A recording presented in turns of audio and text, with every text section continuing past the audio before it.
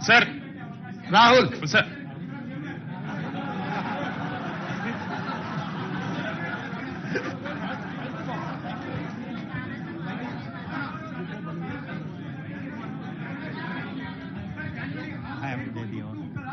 ఆ?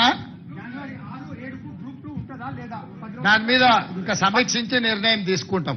డెఫినెట్ గా రాహుల్ చెప్పింది మా దృష్టికి వచ్చింది. డెఫినెట్ గా మా అధికారులతో మాట్లాడి నిర్ణయం తీసుకుంటాం. Sir CM sir sir Rahul sir